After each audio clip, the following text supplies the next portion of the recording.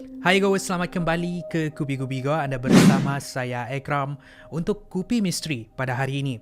Saya akan berkongsi sebuah kisah kehilangan seorang wanita yang hilang ketika dia bercuti di sebuah kapal persiaran yang mewah. Siapa yang menculik wanita ni? Tiada siapa yang tahu. Namun begitu, banyak laporan penampakan wanita ni kelihatan di sana sini. Walaupun begitu, sehingga hari ini keluarga wanita ni belum lagi menemui dia di mana. Orang-orang mengatakan dia telah diculik menjadi mangsa pemerdagangan manusia dan dipaksa untuk menjadi pelacur. Itu adalah kisah kita pada hari ini. Ini adalah misteri kehilangan Emmeline Bradley. Kisah kehilangan ni berlaku pada 21 Mac 1998. Sudah menjadi rutin untuk keluarga Bradley, Ron dan juga Eva Bradley membawa keluarga mereka untuk bercuti setiap kali musim cuti, dan untuk percutian pada tahun tersebut mereka memilih untuk menaiki sebuah kapal persiaran mewah.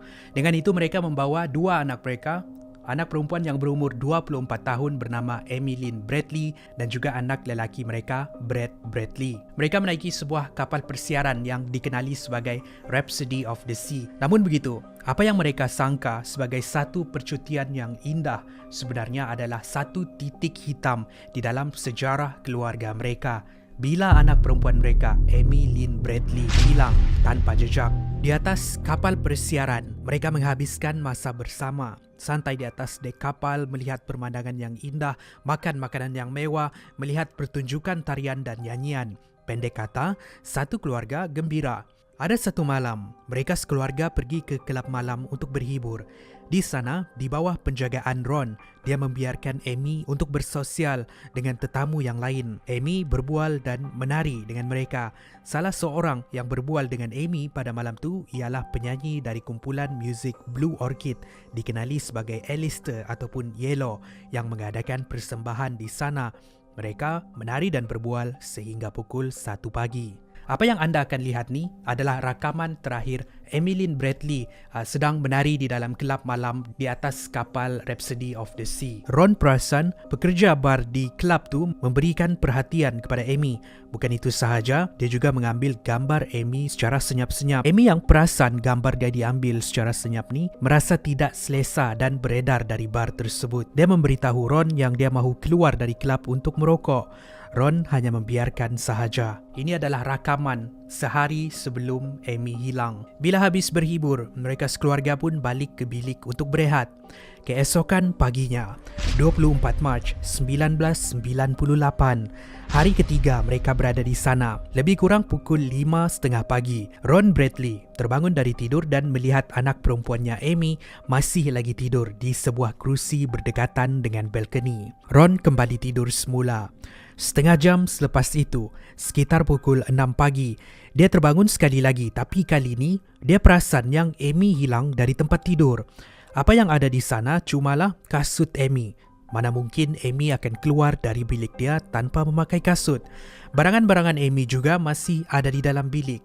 Ron Bradley yang mula bimbang, dia segera memaklumkan kehilangan Amy dengan isteri dan anak lelakinya. Pasangan Ron dan Eva Bradley kemudian memutuskan untuk memaklumkan kehilangan Amy ni kepada pihak pengurusan kapal dan meminta mereka untuk terus berlayar, jangan berhenti tidak sebelum Emmeline ditemui. Pada waktu ni, kapal persiaran tu sedang di dalam perjalanan ke sebuah pulau yang dikenali sebagai Curaçao. Pihak kapal persiaran bersetuju untuk membantu di dalam pencarian Emmeline. Namun begitu, mereka ada meletakkan satu syarat yang semua pengunjung di atas kapal perlu turun ke Pulau Curaçao. Ini supaya tidak mengganggu pengunjung yang lain. Selepas semua pengunjung diturunkan, barulah siasatan dimulakan. Masa siasatan dimulakan ni, Emmeline mungkin sudah dikeluarkan dari kapal tu. Pihak persiaran mengambil masa yang lama untuk bertindak, membuatkan proses siasatan lambat dilaksanakan dan juga kucar-kacir. Apabila kesemua penumpang diturunkan di Curaçao,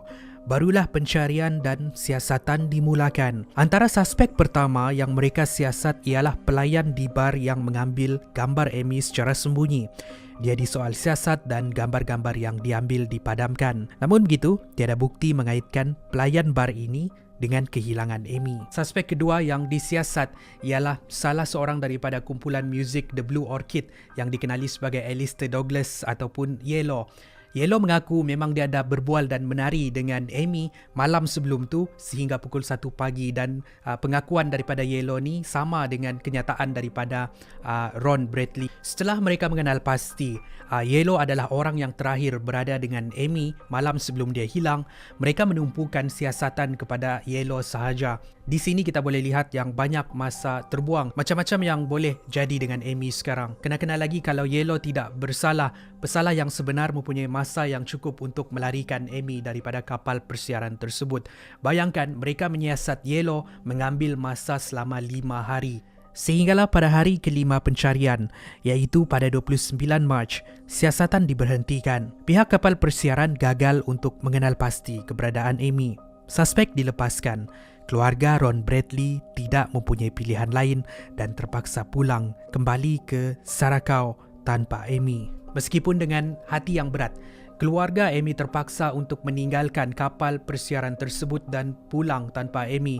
Tetapi mereka masih lagi tidak berputus asa. Mereka menyebarkan gambar dan juga maklumat tentang Amy di media, di majalah dan juga di akhbar. Dan mereka menawarkan ganjaran kepada sesiapa yang boleh memberikan maklumat tentang keberadaan Amy. Dalam sekitar bulan Ogos 1998, kira-kira 5 bulan selepas kehilangan Amy, ada 2 pelancong dari Kanada yang bercuti di Sarakau memberikan maklumat tentang seorang perempuan yang mirip dengan Amy. Menurut pelancong ni, pada waktu itu mereka sedang bersiar-siar di sekeliling pantai Sarakau bila mereka terlihat seorang wanita yang mempunyai tatu gambar Tasmanian Devil di bahagian bahu, tatu matahari di bahagian belakang, tatu dengan simbol Cina di buku lali dan tatu cicak di pusat. Tatu-tatu ini memang ada dengan Amy. Menurut 2 pelancong ni, wanita yang mirip dengan Amy itu tidak berseorangan.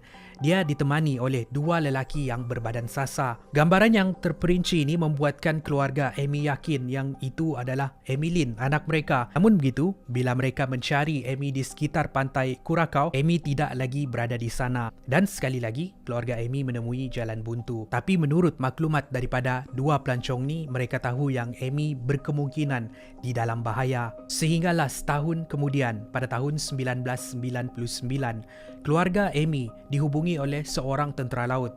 Tentera laut ni memberikan maklumat kononnya Amy berada di Barbados. Menurut tentera laut ni, ketika dia berkunjung ke satu rumah pelacuran di Barbados, di sana ada seorang wanita yang memperkenalkan diri dia sebagai Amy Bradley dan dia merayu untuk dibantu. Namun begitu, ahli tentera ni beredar begitu sahaja. Dia tidak memaklumkan hal ini dengan mana-mana pihak sebab risau akan dikenakan tindakan disiplin disebabkan pergi ke pusat pelacuran. Namun begitu, dia memutuskan untuk memberikan maklumat ni kepada keluarga Amy yang terdesak untuk mencari dia.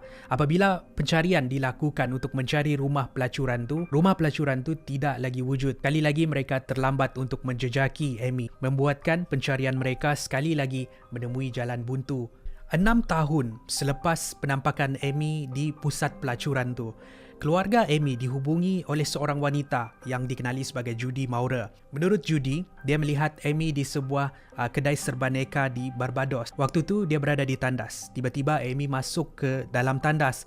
Tapi sebelum dia dibenarkan masuk ke dalam tandas, ada 3 orang lelaki yang mengiringi dia. Lelaki itu menunggu di luar tandas. Bukan itu sahaja, 3 lelaki itu memberikan amaran seperti ugutan kepada Amy supaya tidak bercakap dengan sesiapa ataupun jangan cuba untuk melarikan diri. Judy kemudian mendekati Amy dan bertanya kalau dia memerlukan bantuan. Tapi belum sempat lagi Amy menjawab, 3 lelaki tadi masuk ke dalam tandas menarik Amy keluar dari situ. Judy kemudian memaklumkan insiden ni kepada pihak polis dan memberikan lakaran wajah 3 lelaki tadi. Walaupun begitu, maklumat daripada Judy ni masih lagi belum dapat menjejaki di mana Amy berada. Pada tahun yang sama juga, tahun 1999, keluarga Amy menerima satu lagi maklumat yang agak membimbangkan. Mereka menerima satu email berserta satu gambar seorang wanita yang mirip dengan Emilyn. Orang yang menghantar email ni disyaki sebagai salah seorang daripada mereka yang menjalankan aktiviti pemerdagangan. Katanya di dalam email tersebut, wanita yang menyerupai Amy itu diberikan gelaran sebagai Jess dan gambar tersebut adalah dari sebuah website yang menawarkan perkhidmatan seks kepada orang. Dia menghantar gambar ni kepada keluarga Amy dengan harapan ini boleh menjadi petunjuk baru untuk keluarga Amy mencari di mana Amy berada.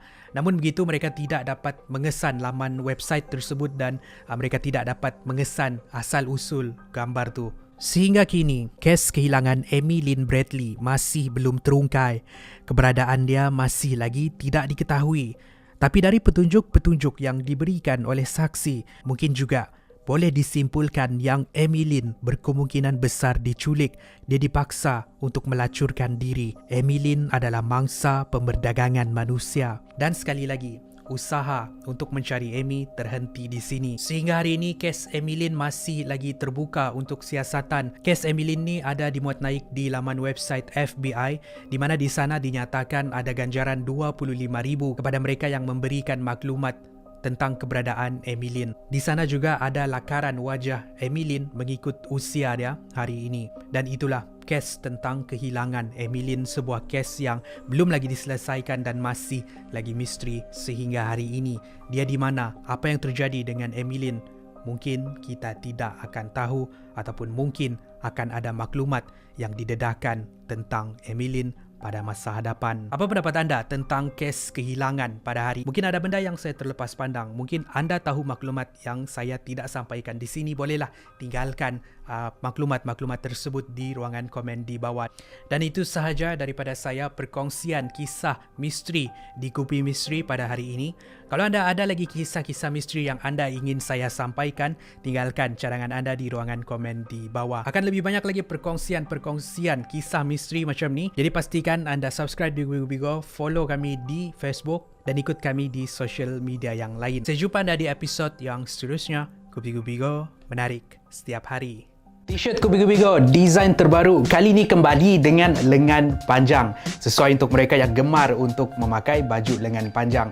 Kepada mereka yang mahu mendapatkan baju yang saya pakai ini ataupun mahu menyokong Kupi Go, bolehlah dapatkan baju ini di nombor tertera. Nombor ni ada WhatsApp, jadi kamu boleh WhatsApp sejak nombor ni untuk membuat tempahan.